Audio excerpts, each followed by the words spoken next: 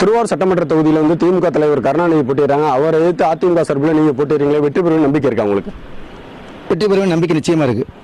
எந்த அடிப்படையில் உங்களுக்கு வெற்றி பெறும் நம்பிக்கை இருக்குன்னு சொல்றீங்க? ஏன்னா ஏற்கனவே பார்த்தீங்கன்னா அவர் கடந்த தேர்தலில் ஒரு முறை கூட தோத்தல, தேர்தல் ஜாம்பவான்னு சொல்லலாம். அவரை எதிர்த்து போட்டிடுறதுல உங்களுக்கு ஏதாவது பயம் இருக்கா? நிச்சயமா பயம்லாம் எனக்கு இல்லை.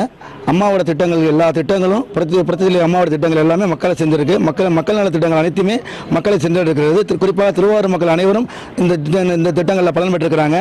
அதன் அடிப்படையில் அம்மாவோட ஆசையோடு நான் நிச்சயமாக வெற்றி பெறுவேன் நம்பிக்கை இருக்கு. இப்போ திருவாரூர் மக்கள்கிட்ட வந்து ஏற்கனவே பார்த்தீங்கன்னா இந்த தொகுதி வந்து திருவாரூர் சட்டமன்ற தொகுதியில் வந்து இதுவரையும் அதிமுக வெற்றி பெற்றதே கிடையாது. இந்நிலையில் வந்து உங்களே புதிதாக வந்து நிப்பாட்டியிருக்காங்க. அது வந்து உங்களுக்கு தோல்வி கட்ட பயம் எதுவும் இருக்கா? நிச்சயமா பயம் இல்லை, பயம் கிடையாது. அம்மாவோட அனைத்து திட்டங்களும் மக்களை சென்றடைந்திருக்கிறது. அந்த திட்டங்களால நிச்சயமா வெற்றி பெறுவேன். எனக்கு எந்த பயமும் கிடையாது. ஏற்கனவே அதிமுக சார்பில் பல்வேறு நபர்கள் இருக்கிற பட்சத்தில் உங்களை எதுக்கு குறிப்பாக உங்களை எதுக்கு நிப்பாட்டியிருக்காங்க?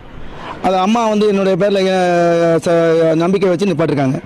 ஏற்கனவே பார்த்தீங்கன்னா அவங்க 50,000 ஓட்டு வித்தியாசம் கருணை ஜெயிச்சிருக்கான்னு சொல்றீங்க. அவரை விட இந்த வருட அதிகமான ஓட்டு வித்தியாசம் ஜெயிப்பீங்களா? எவ்வளவு ஓட்டு வித்தியாசம் உங்களை ஜெயிக்க முடியும்? அதிக வாக்கு வித்தியாசம் ஜெயிப்பேன். இப்போ குறிப்பாக சொல்லணும்னா திமுக தலைவர் கருணாநிதி தொடர்ந்து திருவாரூரில் வந்து பரப்புரை மேற்கொள்ள இருக்கிறாரு.